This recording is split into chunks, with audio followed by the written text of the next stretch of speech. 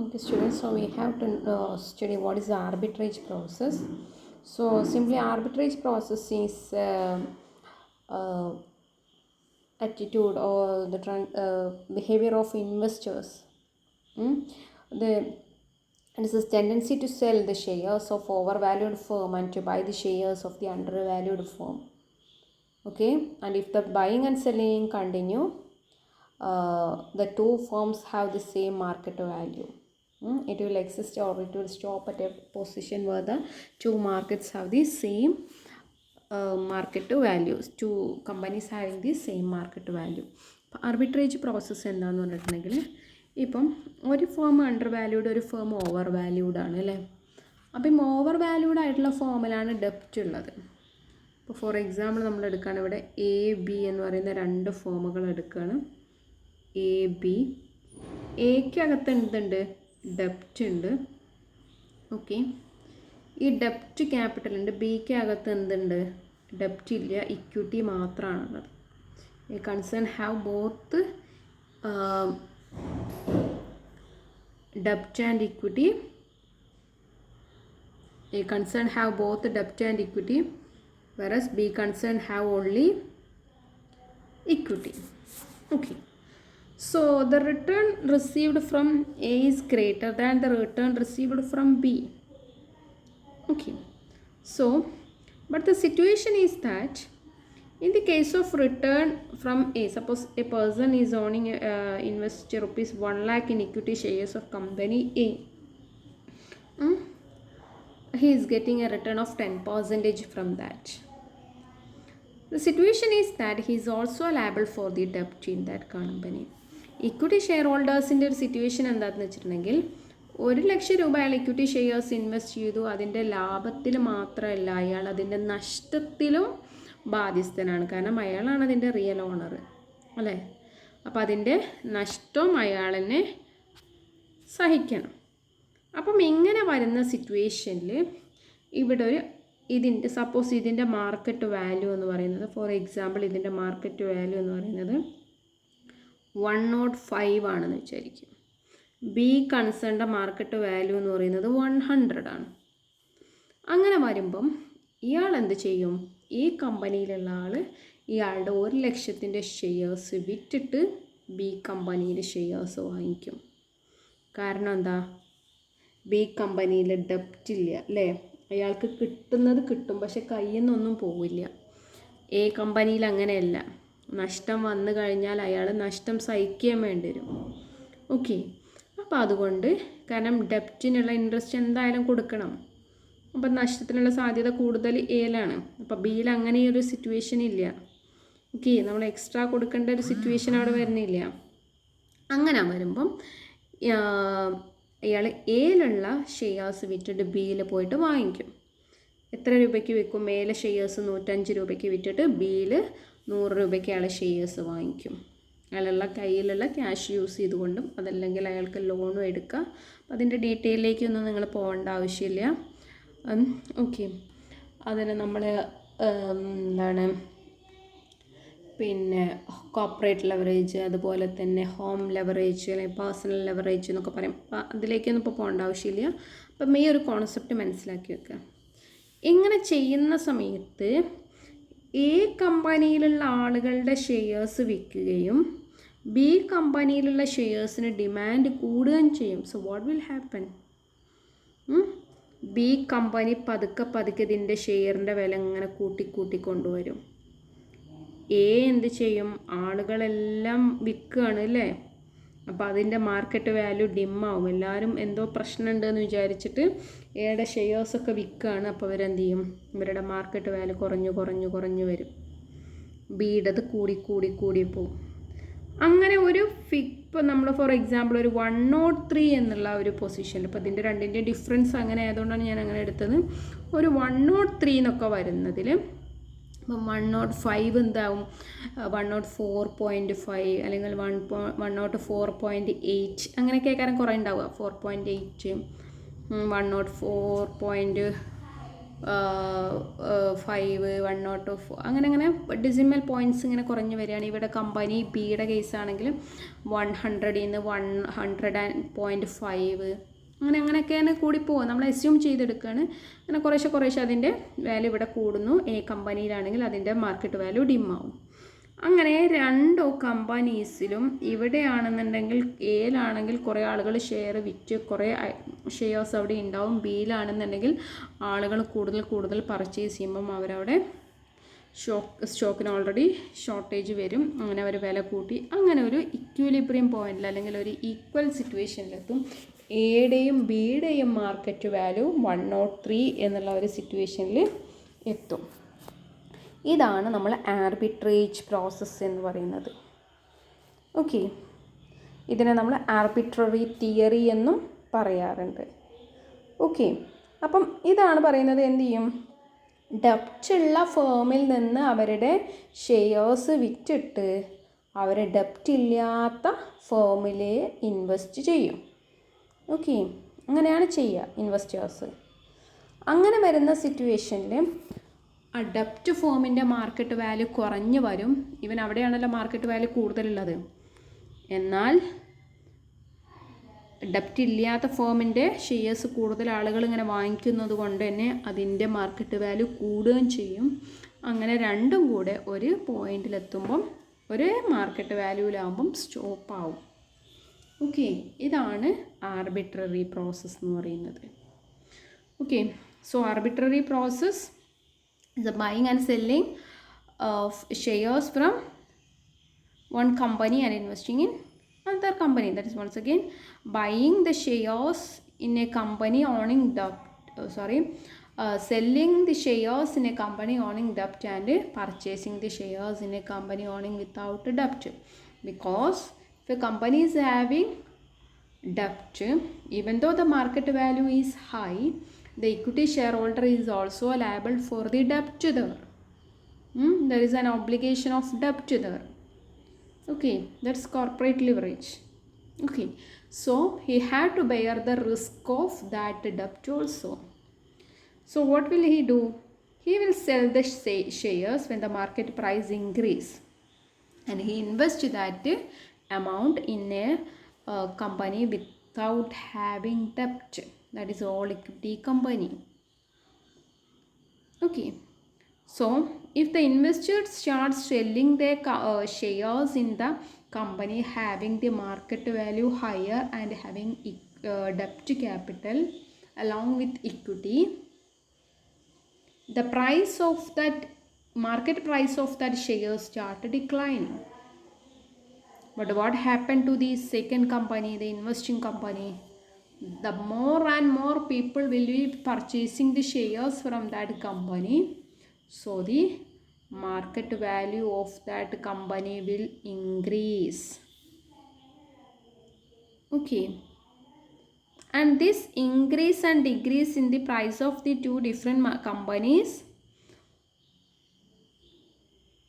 will be stopped, or it will be this transaction will be the selling and purchasing transaction will be stopped when the two companies price meet in a single point. Okay, that is arbitrage process. I think it is clear, otherwise you can ask. So next,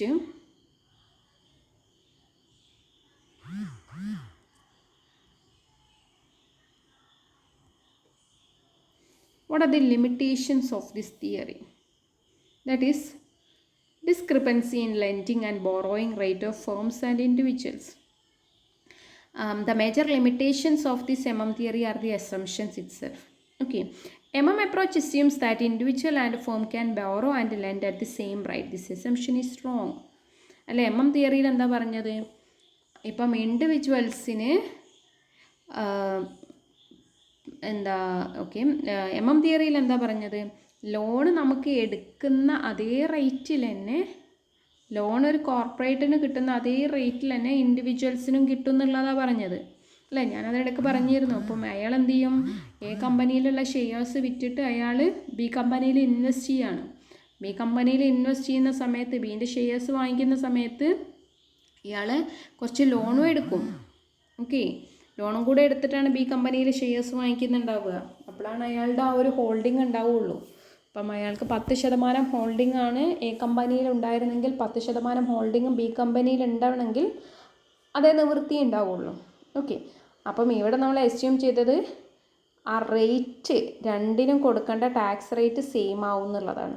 അപ്പം ആ assumption തെറ്റാണ്. Then difference in personal and corporate leverage അല്ലേ. approach assume that the risk and both personal and corporate leverage actually the personal leverage is more riskier than corporate leverage. നമ്മൾ പറഞ്ഞു അയാൾക്ക് cash തികയാത്തത് കൊണ്ട് അയാൾ എന്ത് ചെയ്യാണ്, ലോൺ എടുക്കുന്നുണ്ട് രണ്ടാമത്തെ കമ്പനിയുടെ ഷെയർസ് വാങ്ങിക്കാൻ വേണ്ടിയിട്ട്.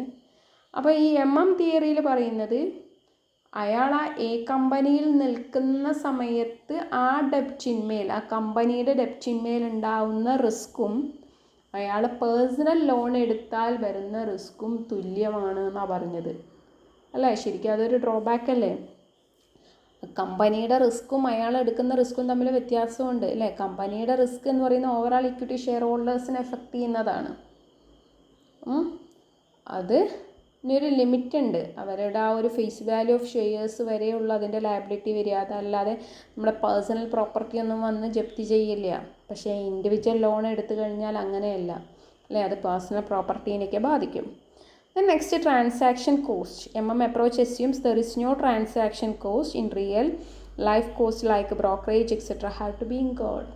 അല്ലേ, ട്രാൻസാക്ഷൻ കോസ്റ്റ് ഉണ്ടാവില്ല എന്ന് പറയാൻ പറ്റില്ല. കാരണം അതെന്തായാലും ഉണ്ടാവും. ബ്രോക്കറേജ് പോലുള്ള കോസ്റ്റുകളൊക്കെ ഷെയർ വാങ്ങുകയും വിൽക്കുകയൊക്കെ ചെയ്യുമ്പോൾ കൊടുക്കേണ്ടി വരും. Then certain institutional investors like LIC, UTI etc. are not allowed to create personal leverage. അതായത് നമ്മളെ LIC, UTI പോലെയുള്ളതൊന്നും ലോൺ എടുത്തുകൊണ്ട് ഇൻവെസ്റ്റ് ചെയ്യാൻ സമ്മതിക്കാറില്ല. അതാണ് പറയുന്നത്. Then corporate taxes. Corporate tax ഇല്ല എന്ന് പറയുന്നത് അതൊരു അൺറിയലിസ്റ്റിക് അപ്രോച്ചാണ്. കാരണം കോർപ്പറേറ്റ് ടാക്സ് അവിടെ ഉണ്ടാവും. Okay, next influence of share price.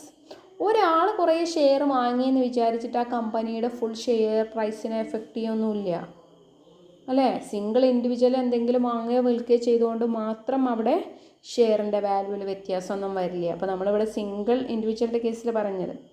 Then information access. Okay, നമ്മളെന്താ പറഞ്ഞത്,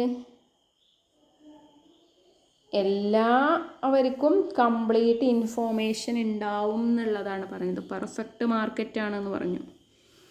അങ്ങനെ ഒരു അസംഷനും റോങ് ആണ് അല്ലേ. ഇപ്പം എല്ലാവർക്കും അതിൻ്റെ ആ ഒരു കറക്റ്റ് ഇൻഫോർമേഷൻ ഉണ്ടായിക്കൊള്ളണം എന്നുള്ളത് നമുക്ക് ഒരു പോസിബിലിറ്റിയും കുറവാണ്. So the major limitations of theory are there is a single borrowing and a lending rate. It is not possible. Individuals and firm can borrow at a single rate. It is not possible at all. Financial institutions may be granting finance to individuals in a rate which is different from the rate which is grant loans to other institutions or firms. The next, personal and corporate leverage. The hypothesis say that both the personal and the corporate leverage have same risk. It is different.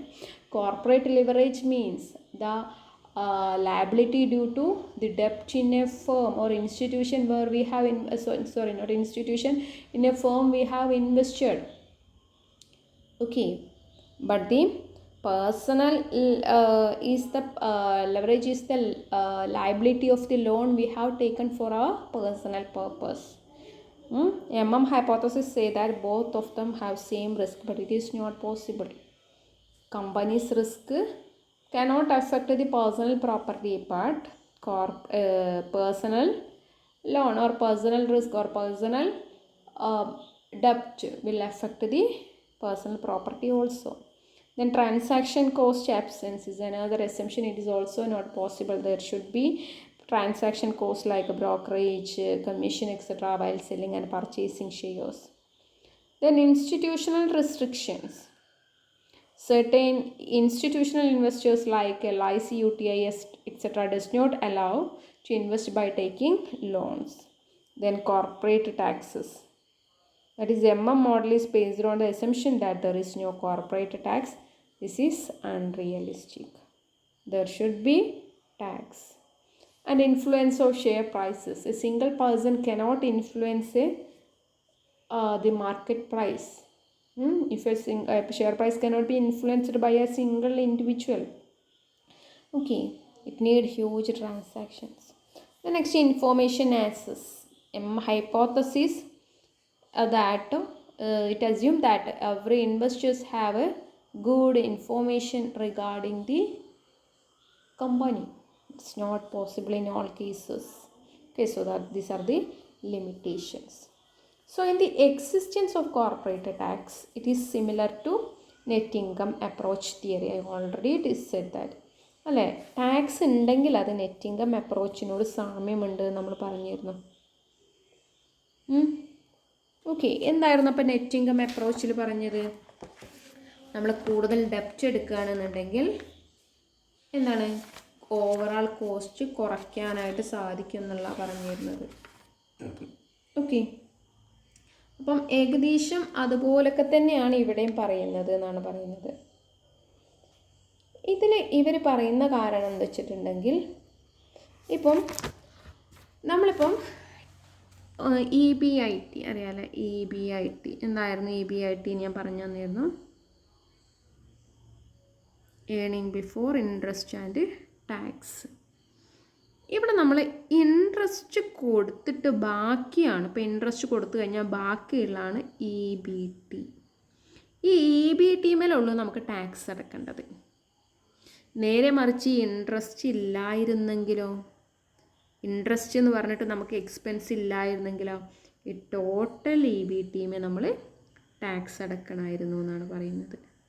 അപ്പോൾ ഒന്നുകൂടെ പറഞ്ഞുതരാം. ഇപ്പോൾ ഒരു ഫോമിനകത്ത് 5 lakh EBIT ഉണ്ടെന്ന് വിചാരിക്കുക. ഒരു കമ്പനിയിൽ 5 lakh rupees earning before interest and tax ഉണ്ട്. ആ കമ്പനിക്ക് ഒരു 1 lakh rupees ഇൻട്രസ്റ്റ് കൊടുക്കാണ്ട്, ബാക്കി 4 lakh ആണ് അവിടെ ഉണ്ടാവുക. ഈ 4 lakhൻ്റെ പകുതി 2 lakh ഇവർ എന്ത് കൊടുക്കേണ്ടി വരും? ടാക്സ് കൊടുക്കേണ്ടി വരും. പകുതി 50% ടാക്സ് ആണെങ്കിൽ 2 lakh ടാക്സ് കൊടുക്കേണ്ടി വരും. ബാക്കി 2 lakh ആണ് ഇക്വിറ്റി ഷെയർ ഹോൾഡേഴ്സിന് കിട്ടുന്നത്. Okay, clear? അതേസമയം അപ്പോൾ ഇവിടെ നോക്കൂ, എത്ര ഇവിടെ ടാക്സ് പോയി? 2 ലക്ഷം രൂപയാണ് ടാക്സ് പോയത് അല്ലേ. 5 ലക്ഷം നമുക്ക് ഇൻകം ഉണ്ടായിട്ട് അവിടെ 2 ലക്ഷമാണ് ടാക്സ് പോയിട്ടുള്ളൂ. ടാക്സ് എത്ര ശതമാനമാണ്? ഉള്ള ഇൻകത്തിൻ്റെ 50%. പക്ഷേ ഇൻട്രസ്റ്റ് നമുക്ക് എത്ര കൊടുത്താൽ മതി? 10%. ഡിഫറൻസ് മനസ്സിലായോ? ഇനി ഇവിടെ ഡെപ്റ്റ് ഇല്ല എന്ന് വിചാരിക്കാം. 5 lakh നമുക്ക് ഇൻകം കിട്ടി, EBIT ആണ് 5 lakh. ഇൻട്രസ്റ്റ് ഒന്നും കൊടുക്കാനല്ല, അതുകൊണ്ട് ഏണിംഗ് ബിഫോർ ടാക്സും 5 lakh തന്നെയാണ്. നമ്മൾ ഇതിൻ്റെ പകുതി ടാക്സ് അടക്കുന്നു, 2,50,000 നമ്മൾ ടാക്സ് അടച്ചു. ബാക്കി നമുക്ക് 2,50,000 ആണ്. ഓക്കെ, അപ്പോൾ നമ്മൾ വാല്യൂ ബേസ് ചെയ്ത് നമ്മൾ നോക്കുന്നു. അവിടെ 2 ലക്ഷം, ഇവിടെ 2,50,000 അല്ലേ. പക്ഷെ അവിടെ ഒരു ഡിഫറൻസ് ഉണ്ട് അല്ലേ. ഈ 2,50,000 എന്ന് പറഞ്ഞാൽ നമ്മൾ ടാക്സ് ആയിട്ടാണ് കൊടുത്തത്.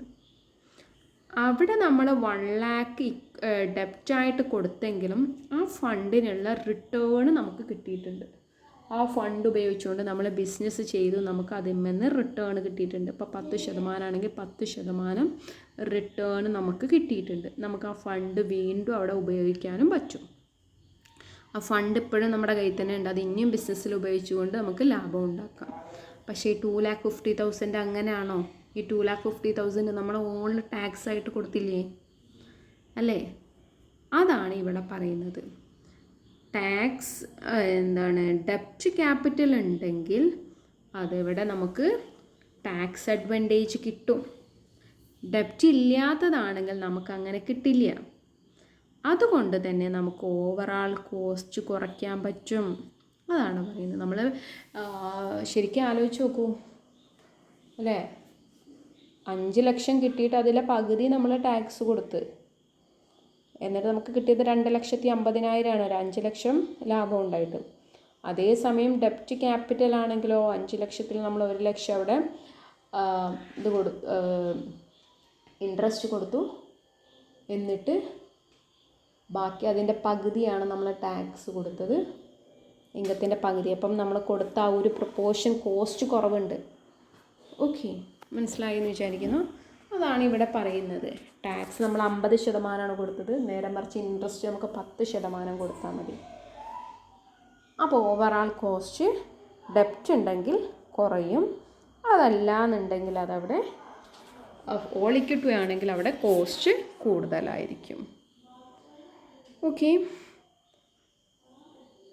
അപ്പം theory put forward in existence of corporate tax which is the usual situation is identical to net income approach theory. Interest on debt can be shown as the debit item on the left hand side of P&L account. We show this interest in P&L account. Profit and loss account എന്ന് പറഞ്ഞിട്ടൊരു account ഉണ്ട്. നമ്മൾ അതിനകത്താണ് expenses കാണിക്കുക. അപ്പോൾ അതിൻ്റെ debit side ഇതാണ് debit side, ഇത് ക്രെഡിറ്റ് സൈഡ് എന്ന് പറയും. ഇത് നമ്മളെ എക്സ്പെൻസ് സൈഡാണ്, ഇത് നമ്മൾ ഇൻകം സൈഡാണ്. അപ്പോൾ ഇവിടെ നമ്മൾ എക്സ്പെൻസ് എന്ന് പറഞ്ഞിട്ട് ഇൻകം ടാക്സ് കാണിക്കുന്നു. ഓക്കെ, അങ്ങനെ കാണിച്ചു കഴിഞ്ഞാലുള്ള പ്രശ്നം എന്താ, ഒരു ബെനിഫിറ്റ് എന്താണ്? It is deductible expenses for tax purpose. നമുക്കതൊരു അലൗവബിൾ എക്സ്പെൻസ് ആണ്. It is an allowable expense. On the other hand dividend is not shown in P&L account. നമ്മൾ ഡിവിഡൻഡ്, അതായത് ഷെയർ ഹോൾഡേഴ്സിന് കൊടുക്കുന്ന പ്രോഫിറ്റിൻ്റെ വിഹിതം ഒരിക്കലും നമ്മൾ P&L അക്കൗണ്ടിൽ കാണിക്കാൻ പറ്റില്ല.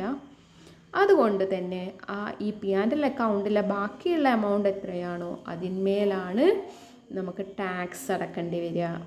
ഓക്കെ, നിങ്ങൾ ഇത്രയും നോക്കിയാൽ മതി. ഇൻട്രസ്റ്റ് ഉണ്ടെങ്കിൽ അവിടെ ടാക്സ് അഡ്വാൻറ്റേജ് കിട്ടും, അത്ര മനസ്സിലാക്കിയാൽ മതി. അതായത് P&L അക്കൗണ്ടിൻ്റെ കാര്യമൊന്നും പഠിക്കേണ്ട ആവശ്യമൊന്നുമില്ല, അത് ജസ്റ്റ് പറഞ്ഞു തന്നേ ഉള്ളൂ. Okay, so the overall cost of capital of levered firm, that is company having debt, will be lower than the unlevered firm. Okay, hence the value of levered firm will be more than the value of an unlevered firm. ഇതാണ് പറയുന്നത്. Okay, അങ്ങനെ വരുമ്പം അവർക്കൊരു optimum capital സ്ട്രക്ചറിൽ എത്താനായിട്ട് സാധിക്കും. Okay ആണെന്ന് വിചാരിക്കുന്നു.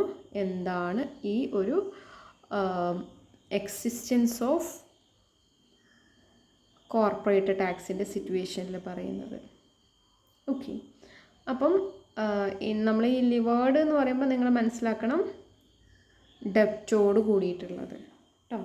അതാണ് അൺലിവേർഡ് എന്ന് പറയുമ്പോൾ ഡെപ്റ്റ് ഇല്ലാത്ത ക്യാപിറ്റൽ, കടം വാങ്ങിച്ച പൈസയും കൂടെ ഉണ്ടെങ്കിൽ അത് levered. There include debt capital also, it is called levered, otherwise unlevered. അപ്പം ശരിക്കും ഈ ഒരു ലിവറേജ് ലിവേർഡ് എന്നൊക്കെ പറയുന്നതിലൊരു കോൺസെപ്റ്റ് ഉണ്ട്. ഞാൻ ജസ്റ്റ് ഒന്ന് പറഞ്ഞു തരാം എന്താണെന്നുള്ളത്. എനിക്ക് ക്യാച്ച് ആവുമെന്ന് വിചാരിക്കുന്നു.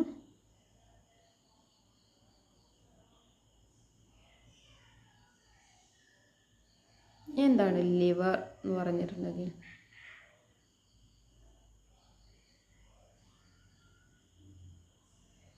ഓക്കെ, ഇതൊരു weight. Suppose this is a weighted object, this is a weighted object. We have to take it. Okay, so we will use a lever here. No, we will use a lever here.